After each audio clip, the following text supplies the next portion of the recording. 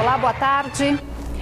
2.000 postos de trabalho foram fechados no Amazonas no mês de janeiro. A maioria, 1.292, foram só no comércio. Setor que na capital abriu cerca de 5.000 vagas temporárias no fim do ano passado. Mas, de acordo com os lojistas, os cortes ainda são reflexo das dispensas dos temporários e não da crise econômica brasileira. Célia é só sorrisos ao atender os clientes. Ela foi uma das poucas funcionárias desta loja que começou como funcionária temporária e hoje faz parte da equipe. Teve a carteira assinada. Dedicação, essa é a palavra-chave, vamos dizer. Com muito esforço, né? Depende de cada um, né? Está no mercado agora. Estou no mercado de trabalho.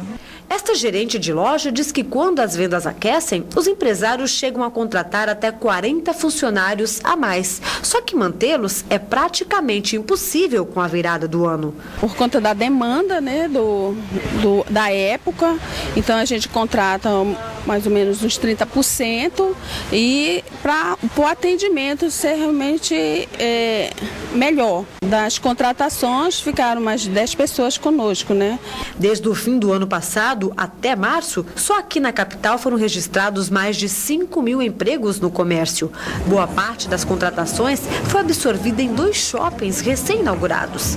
Porém, apenas metade desses trabalhadores conseguiu se manter no serviço. Dados do Cadastro Geral de Empregados e Desempregados do Ministério do Trabalho e Emprego mostram que o setor foi o que mais fechou postos de trabalho no mês de janeiro. Foram quase 98.000 demissões em todo o país. E no Amazonas não foi diferente. Somente no primeiro mês deste ano foram reduzidos mais de 2.000 postos de trabalho no Amazonas. Segundo o Ministério do Trabalho e Emprego, o resultado negativo praticamente é em função do comércio e do serviço, que acabam demitindo os funcionários contratados no final do ano. Segundo o presidente da Câmara de Dirigentes Lojistas de Manaus, o estado ainda não sofre o reflexo da crise econômica que assola algumas regiões do país, mas alerta que, apesar do cenário positivo, novas demissões não estão descartadas. Nós temos a empregabilidade ainda. Nos preocupa daqui para frente porque os impostos aumentaram e esses impostos com o combustível também, eles tiram de circulação valores. Quando tiram de circulação valores, diminui o poder de compra de todas as pessoas. E quando tira o poder de compras, as lojas vendem menos. E as lojas vendendo menos tem que ser feito ajustes. E o primeiro ajuste que é feito é em cima de funcionário e aí vem a demissão. A Câmara Municipal de Manaus ainda finaliza o projeto de recuperação da mini Vila Olímpica do bairro Santo Antônio. Mas antes mesmo de sair do papel, a obra já preocupa a comunidade, que teme que o estacionamento que vai beneficiar os parlamentares seja construído em uma área verde. Esta é a atual situação da mini Vila Olímpica do Santo Antônio, na zona oeste de Manaus. O lixo e o mato tomam conta do local. Os bancos que antes serviu para sentar estão cobertos pelo mato. Segundo o líder comunitário do bairro, em novembro do ano passado foi aprovado pela Câmara o projeto que transforma o campo de futebol que fica atrás da Casa Legislativa em estacionamento para os servidores. Mas os moradores não concordam com a mudança. Depois da gente conseguir isso aqui com tanto esforço, rapaz, foi um esforço aqui, foi luta, entendeu? Da comunidade para trazer um complexo desse para cá para dentro, aí faz uma emenda dessa daqui para fazer um estacionamento. A gente não vai aceitar isso não. Segundo os moradores, além desse impasse, o local apresenta outros problemas: banheiros com portas destruídas, iluminação danificada, telhas quebradas, quadras em mau estado de conservação e grades enferrujadas. Aqui, as 2 piscinas olímpicas que antes eram utilizadas para a prática de esporte de idosos e deficientes se tornaram focos de doença. Aqui a gente vê hoje foco de dengue, de chikungunya e de outras doenças que são transmissíveis pelos mosquitos. Mas, de acordo com o presidente da Câmara Municipal de Manaus, o projeto de revitalização da mini Vila Olímpica em troca do estacionamento, que deve ser finalizado ainda esse mês, não vai afetar o campo de futebol. A proposta da Câmara não é mexer com nenhum equipamento público daqui da arena. Da mini Vila Olímpica, melhor dizendo. Então, qual é a ideia? Nós vamos, inclusive, fazer a cobertura da arquibancada. Então, o que vai ser utilizado é a área não utilizada posterior à trave. E essas vagas de estacionamento, ao final da tarde, vão ser abertas para próprios frequentadores da Mini Vila Olímpica utilizar o espaço. Obviamente que a gente só dá o start no projeto depois que apresentar o mesmo ao prefeito e à própria comunidade. Então não tem nenhum perigo de nenhum assoldamento. Ainda de acordo com o Wilker Barreto, a limpeza e a segurança ficarão sob responsabilidade da Câmara, já a manutenção com a Prefeitura de Manaus. E a Câmara não só vai revitalizar, como vai passar junto com a Prefeitura a cuidar. Nós vamos fazer a parte de manutenção, de limpeza e segurança. A Prefeitura entra com jardinagem, iluminação, ou seja, nesse esforço, para sempre nós termos um aparelho de qualidade de vida, lazer para essa região da cidade. Beneficiado por um habeas corpus concedido pela 9ª Vara Criminal, o médico Denis Almeida dos Santos, preso no último dia 26, durante a Operação Jaleco na capital, foi liberado para cumprir prisão domiciliar, mas usando uma tornozeleira eletrônica. O médico é acusado de cobrar por cesarianas realizadas dentro de maternidades públicas de Manaus. O médico ginecologista apresentou um atestado médico apontando problemas de saúde. Outros 2 médicos também foram presos na operação, acusados pelo mesmo crime e seguem detidos na carceragem da Delegacia Geral da Polícia Civil. O preço da cesta básica de Manaus apresentou reajuste de 1,09% no mês de fevereiro em relação a janeiro, segundo pesquisa divulgada hoje pelo DIEESE. A capital amazonense segue na 11ª posição entre as 18 capitais com o valor mais elevado. Com o aumento, o valor da cesta básica ficou em R$ 321,29 no mês de fevereiro. O feijão foi o produto que registrou maior alta, 10,3%, seguido do arroz, da carne, banana, café, leite e do pão. Já os produtos que apresentaram redução foram o açúcar, tomate, manteiga, óleo e farinha. Em 12 meses, o preço da cesta básica em Manaus acumulou um aumento de 2,95%. A Agência Nacional do Petróleo, com o apoio do IPEM e do Procon Amazonas, realizou hoje mais uma fiscalização em postos de combustíveis da capital. Segundo o IPEM, nenhuma irregularidade foi constatada na relação entre valor e quantidade de combustível comercializada. Mas um posto foi interditado pela ANP na Zona Leste devido a irregularidades na qualidade do combustível. O posto terá um prazo para recorrer, caso contrário, pode ser multado.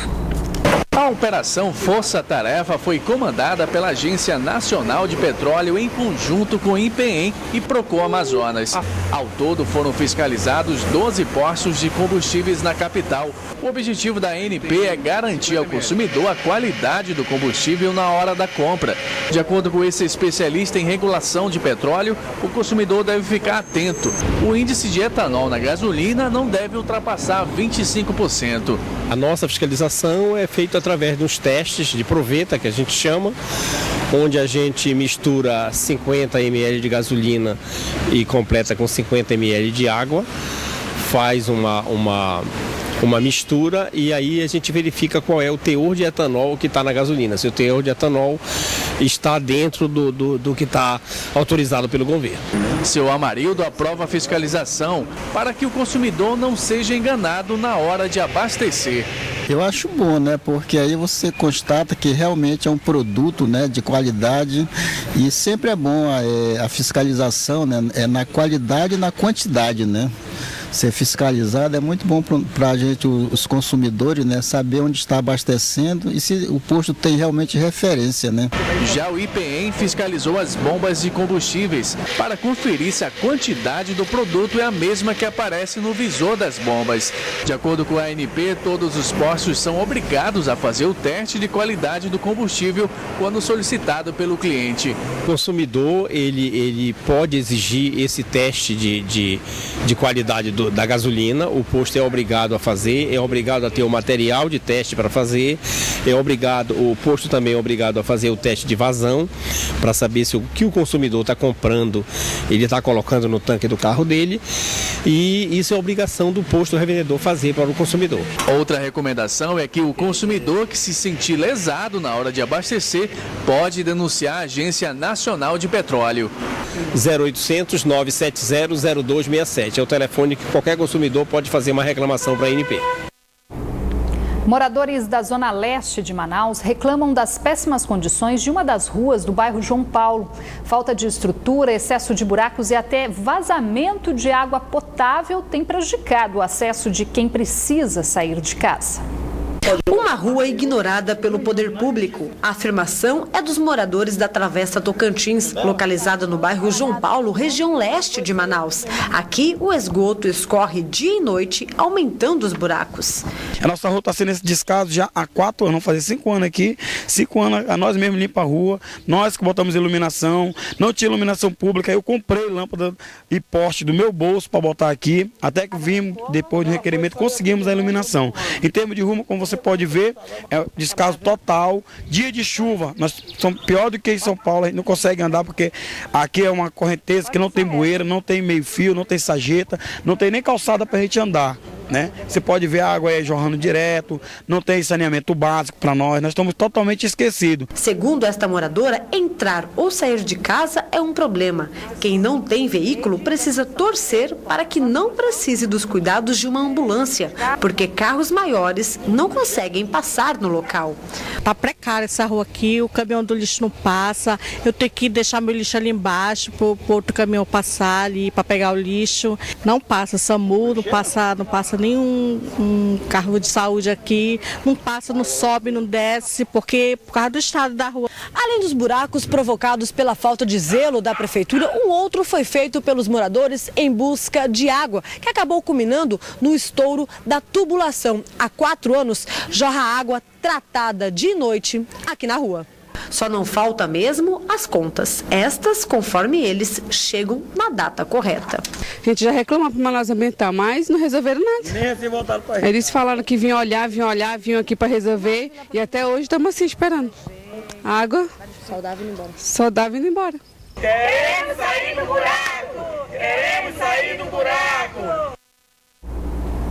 Por meio de nota, a Secretaria Municipal de Infraestrutura informou que está executando serviços de drenagem profunda na rua Cajiru, no bairro João Paulo, e que o distrito de obras responsável pela área promete também realizar serviços de infraestrutura na Travessa Tocantins, mostrada na reportagem. Já com relação ao vazamento de água, até o fechamento desta edição, a produção não obteve retorno da concessionária de água Manaus Ambiental. Agora é hora de conferir a previsão do tempo, os detalhes da meteorologia para esta quinta-feira aqui na capital e em algumas cidades do interior. Você confere no mapa.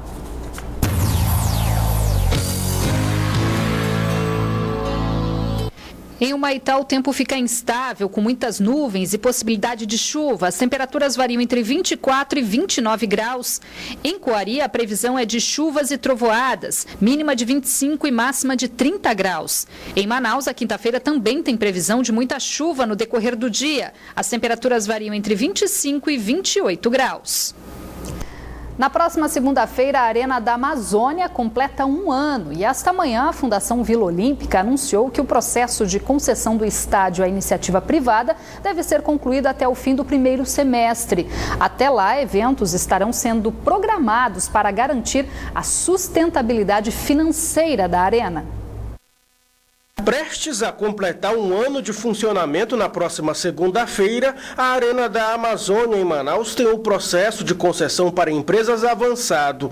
O edital de concorrência pública deve sair ainda no primeiro semestre desse ano, revelou o diretor-presidente da Fundação Vila Olímpica em coletiva de imprensa na manhã de hoje, mas não deu detalhes sobre a tramitação. Eu acredito que até maio a gente está fazendo essa abertura aí. Ele ainda fez questão de associar à medida a mesma decisão que já foi tomada pelo Estado do Rio de Janeiro, com a passagem da administração do estádio do Maracanã para a iniciativa privada. No Brasil inteiro, ninguém consegue fechar essa conta, entendeu? Então, a melhor coisa é você fazer uma parceria público-privada, abrir uma licitação, e como o Maracanã fez, e a gente tem que fazer a mesma coisa que todos os dos estados da Copa estão fazendo.